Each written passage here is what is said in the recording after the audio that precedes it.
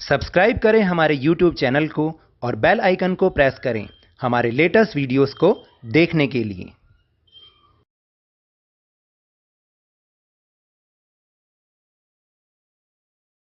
Hello and welcome to Lavneesh Sir की class. This is Directorate of Education GNCT of Delhi's worksheet number 4, and it is only for class 8 students. It has taken from the subject mathematics, and we will learn and understand revision of geometrical shapes part 2 in this worksheet. So students, आज की इस worksheet में हम geometrical shapes की revision करेंगे. So without wasting our time, let's start and understand with me. Today we will recall about types of triangles and quadrilaterals. यानी आज हम triangles और quadrilaterals के बारे में थोड़ी सी जानकारी को रिवाइज करेंगे, रिकॉल करेंगे. So first we'll take types of triangle. What are the types of triangles? देखिए, there are two types of triangle. मतलब actually we categorize two types of triangles on the basis of sides and on the basis of angles. यानी आपको तो पता है triangle में 3 तो sides होती हैं, और मैं यहाँ लिख देता हूँ 3 साइड्स होती हैं एंड 3 एंगल्स होते हैं. ठीक है, तो on the basis of sides एक को कहते हैं इक्विलेटरल ट्राइंगल, जिसमें क्या होता है all sides are equal, all sides are equal, उसको हम कहते हैं इक्विलेटरल ट्राइंगल. फिर एक होता है आइसोसेलेस ट्राइंगल. आइसोसेलेस ट्राइंगल में क्या होता है any two sides are equal, any two sides are equal. और एक होता है स्केलीन. स्केलीन ट्राइंगल कौन सा होता है all sides are of different measures, यानी जो तीनों साइड्स हैं वो डिफरेंट होती हैं, सेम नहीं होती. And then on the basis of angles एक को कहते हैं acute angle triangle. Acute angle triangle कौन सा होता है measure of all angles are less than 90, यानी जो ये हर एक एंगल, ईच एंगल जो होता है वो 90 लेस देन 90 डिग्री होता है, लेस देन 90 डिग्री होता है. ठीक है, फिर है राइट एंगल ट्राइंगल, जिसमें एक एंगल राइट एंगल यानी कि 90 डिग्री का होता है, उसको हम कहते हैं राइट एंगल ट्राइंगल, यानी one of angle is of 90 degree. And obtuse angle triangle measure of any one angle is greater than 90, यानी कोई भी एक एंगल जो होगा वो क्या होगा, वो ज्यादा होगा 90 डिग्री से, तो उसको हम कहेंगे ऑब्ट्यूज एंगल ट्राइंगल. अब नेमिंग ऑफ ट्राइंगल, हम ट्राइंगल का नाम कैसे रखते हैं. We can name the triangle whatever we want. हम चाहे कुछ भी नाम रखना चाहे ट्राइंगल का रख सकते हैं. For example let's name the given triangle KLM. हमने इस गिवन ट्राइंगल को नाम दिया KL और M. ठीक है, symbolic representation of given triangle is, अब याद रखिएगा बार बार हम ट्राइंगल वर्ड नहीं लिखते बल्कि हम रिप्रेजेंट करते हैं इससे. हमें बार बार इसको इस तरीके से दिखाना पड़ता है. ओके, जैसे कि यहाँ पर बना है, तो हम इसको क्या नाम दे सकते हैं, अब क्या बोलेंगे ट्राइंगल KLM. KLM भी बोल सकते हैं, KLM. फिर ट्राइंगल LMK भी बोल सकते हैं, MKL भी बोल सकते हैं, MLK भी बोल सकते हैं, KML और LKM भी बोल सकते हैं. आप कहीं से भी शुरू करें ट्राइंगल तो ट्राइंगल ही है. shows that all of these are same, यानी कि जो जितने ट्राइंगल यहाँ पर दिखाए गए हैं, जितने नाम लिखे गए हैं, इसको आप कहीं से भी पढ़िए, कहीं से भी घुमाइए, वो ट्राइंगल ही रहेगा. Then write the name of angles and sides of the given triangle. तो आपको क्या करना है, इस ट्राइंगल की तीनों साइड्स और तीनों एंगल्स का नाम लिखना है. तो फर्स्ट वी राइट एंगल्स. तो एंगल्स कौन कौन से बनेंगे हम यहाँ पर बना देते हैं. तो एंगल कौन कौन से बन जाएंगे, मान लीजिए एक हो गया एंगल KLM, एक हो गया LKM, और एक हो गया ये ट्राइंगल का साइन है, एक को हम कह देते हैं LMK. ठीक है, तो ये तीन एंगल हो गए, सॉरी बार बार ट्राइंगल बोल रहा हूं. और साइड्स कौन कौन सी हो गई इसकी, साइड्स हैं LK, KM और LM. इस तरीके से हम ये साइड्स रखते हैं इसकी. Now justify your answers. अब आपको ये जो ऊपर हमने टाइप्स ऑफ ट्राइंगल पढ़े, इनके बेस पर अपने कुछ आंसर्स करने हैं. Can a triangle have 2 right angles? No, क्योंकि एक ही एंगल हो सकता है, अगर 2 होंगे तो वो पॉसिबल नहीं है. आप क्या कर सकते हैं, इसका जस्टिफाई क्या लिखेंगे, अगर 2 होंगे तो दोनों 90 डिग्री के होंगे, अगर दोनों 90 डिग्री के होंगे तो वो 180 डिग्री हो जाएगा, जो कि पॉसिबल ही नहीं है, because a plus b plus c ये तीनों एंगल 180 डिग्री होने चाहिए, ठीक है। Can measure of all angles of triangle less than 60 degree? No, ये भी नहीं हो सकता। अगर लेस देन 60 डिग्री होंगे तो 180 नॉट, आप ऐसे लिख देंगे, नॉट इक्वल टू 180 डिग्री। मैं दोबारा लिख देता हूं इसको आपको, यहां पर हम लिख देंगे इसका आंसर नो और not equal to 180 degree. Can a triangle have two obtuse angle? ये भी नो होगा, क्योंकि टू ऑब्ट्यूज होंगे तब भी वो नॉट इक्वल आ जाएगा, not equal to 180 degree.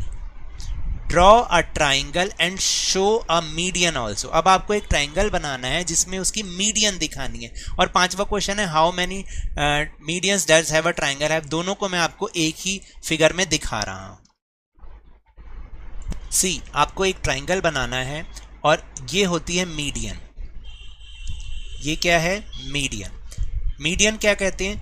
Median किसको कहते हैं? जो ट्राइंगल की किसी भी साइड के मिड पॉइंट को ज्वाइन करती हो।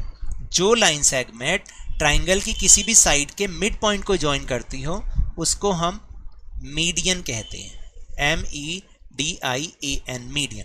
तो इस तरह से कितनी मीडियंस हो सकती हैं? 3 मीडियंस हो सकती हैं, क्योंकि ये भी एक मीडियन है, ये भी एक मीडियन है और ये भी एक मीडियन है। तो एक ट्राइंगल में ये तो फोर्थ आंसर है। और फिफ्थ का आंसर क्या होगा कि 3 होंगी। मैं वहां पे लिख दूंगा 3 मीडियंस होती हैं इन अ ट्राइंगल। ओके, सो इसका आंसर क्या आ जाएगा? मैंने अभी आपको बताया 3 लिखेंगे आप यहाँ पे, 3। वो मैंने आपको शो भी कर दिया है। Now will move on quadrilaterals. This is called quadrilaterals, ठीक है।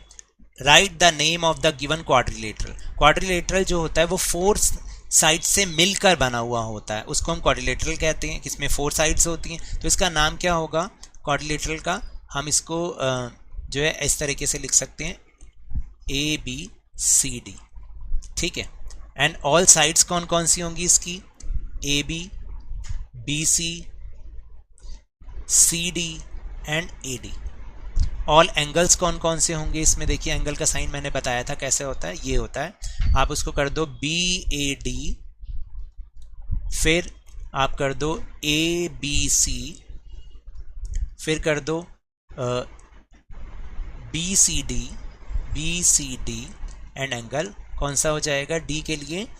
Angle CDA। इस तरह से हम कर सकते हैं। एंड ऑल डायगनल्स कौन से होते हैं? ये जो दिखा रखे हैं, these are called diagonals। तो कौन कौन से डायगनल्स हैं? AC and BD are diagonals। Now types of quadrilaterals। Shape हम यहाँ पे लिखेंगे, इसकी शेप है, और फिर फिगर, उसकी फिगर कैसी होती है और प्रॉपर्टीज कैसी हैं उसकी। देखिए, क्वाड्रिलेटरल क्या होता है? सम ऑफ एंगल्स इज 360 डिग्री। इसके जो चारों एंगल्स हैं उनका जो सम है वो क्या होगा? 360 डिग्री। और ट्राइंगल का क्या होता है? 180 डिग्री। फिर ये होता है पैरेललोग्राम। पैरेललोग्राम का क्या मतलब होता है? Pair of opposite sides are parallel and equal. जो ऑपोजिट साइड्स होती हैं पैरेलल होती हैं और इक्वल होती हैं, और opposite angles are also equal. जो इसके ऑपोजिट एंगल हैं, ये वाला एंगल और ये वाला एंगल, दोनों इक्वल होते हैं। फिर स्क्वायर क्या होता है? Pair of opposite sides are parallel. जो ये दोनों साइड्स और ये दोनों साइड्स एक दूसरे के पैरेलल हैं, and equal, all sides are equal, याद रखिएगा equal, and each angle of measure 90 degree. तो ये भी 90 डिग्री, ये भी 90 डिग्री और ये भी 90 degree, all angles are 90 degree, ठीक है। And rectangle, pair of opposite sides are parallel and equal. बिल्कुल इसमें भी ऐसा ही होता है, दोनों जो आमने सामने की जो साइड्स होती हैं वो पैरेलल और इक्वल होती हैं, और each angle is of measure 90 degree. और ये इसमें भी जो 4 एंगल्स होते हैं वो each are 90 degree. Okay, now let's explore. Draw a kite rhombus and trapezium. Measure the length of each side, length of each diagonal, or all of angles. On the basis of your observations, write the properties of above mentioned figures and discuss it with your teacher. आपको क्या करना है, एक kite rhombus बनाना है और एक trapezium बनाना है. तो और उसको क्या करना है, फिर उसको मेजर भी करना है. तो आप पहले बना लीजिए और बाद में स्केल से उसकी लेंथ, जो ईच साइड की लेंथ है, उसको मेजर करना है, जैसे मैंने पिछली बार सिखाया आपको. और फिर जो उसके डायगनल्स हैं उनकी भी आपको लेंथ लेनी है और जितने एंगल्स हैं उनको मेजर करना है. मैंने एंगल्स भी आपको पिछली बार मेजर करना सिखाया था.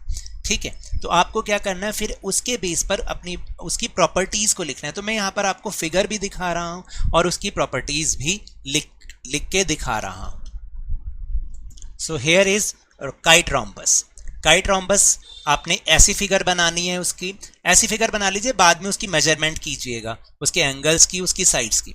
तो इसकी जो प्रॉपर्टीज है वो क्या, all of the properties of a rhombus apply that once that matter are parallel sides, opposite angles are congruent and consecutive angles are supplementary. आपको इसी तरीके से इसमें लिखना है. All sides are congruent by definition.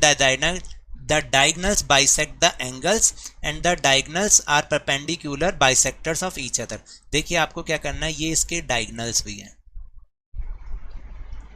ये इसके diagonals हैं और ये perpendicular होते हैं. ठीक है, perpendicular अभी मैंने जो है perpendicular इस तरीके से वो एक दूसरे के बिल्कुल सीधे खड़े होते हैं, चाहे कहीं से भी इसको देख लीजिए. और ये बताया है कि जो diagonals हैं वो bisect करते हैं एंगल्स को. ठीक है, तो इस तरीके से आपको ये फिगर बनानी है. Now will move on trapezium. This is trapezium. आपने ट्रेपीजियम इस तरीके से बनाना है. फिर इसकी प्रॉपर्टीज क्या है, the basis of trapezium are parallel to each other, the length of both the diagonals is equal. जो इसके डायगोनल्स हैं, ये देखिए, ये इस तरीके से ये इसके डायगोनल्स हैं. ठीक, the diagonals of trapezium always intersect each other, वो हमने दिखा दिया है. The adjacent interior angles in a trapezium sum up to 180 degree and the sum of all interior angles in a trapezium is always 360 degree. तो ये इसकी properties हैं. आपको ऐसी फिगर बनानी है, उसकी लेंथ लेनी है, एंगल को मेजर करना है, फिर उसकी प्रॉपर्टीज भी लिखनी है. Now the second question. Second question is all the diagonals of a parallelogram equal. जो पैरेललोग्राम के डायगोनल्स होते हैं क्या वो इक्वल होते हैं? तो देखिए, जो पैरेललोग्राम है उसके जो डायगोनल्स हैं वो ऐसा मैंने कहीं पढ़ा भी है कि स्क्वायर और रेक्टेंगल के ही जो डायगोनल्स होते हैं वो इक्वल होते हैं. तो हम इसको कर देते हैं नो. बाकी पैरेललोग्राम के जो वो हैं डायगोनल्स हैं ये इक्वल नहीं होते. ठीक है, and are the diagonals of a square are equal. Yes, इसको हमने करना है ई, क्योंकि जो स्क्वायर के डायगोनल हैं वो हमेशा इक्वल होते हैं, इक्वल होते हैं. ठीक है, so now that's all for this worksheet. अगर मेरे इस तरह समझाने से आपको थोड़ा सा भी समझ में आया हो या अब समझ में आने लगा हो तो इस चैनल को ज़्यादा से ज़्यादा लाइक कीजिए, शेयर कीजिए और सब्सक्राइब कीजिए और जल्दी से जल्दी से 50K तक यानी 50,000 तक पहुंचा दीजिए. और याद रखिएगा, कोरोना अभी भी फैल रहा है. So whenever you will go outside please wear your mask, wash your hands with soap and water regularly. और जब भी आपकी टर्न आए इसकी वैक्सीनेशन ज़रूर कराएं, क्योंकि कोरोना को हराना है और ज़िंदगी को एक बार फिर से सुहाना बनाना है. इसी उम्मीद के साथ थैंक यू वेरी मच.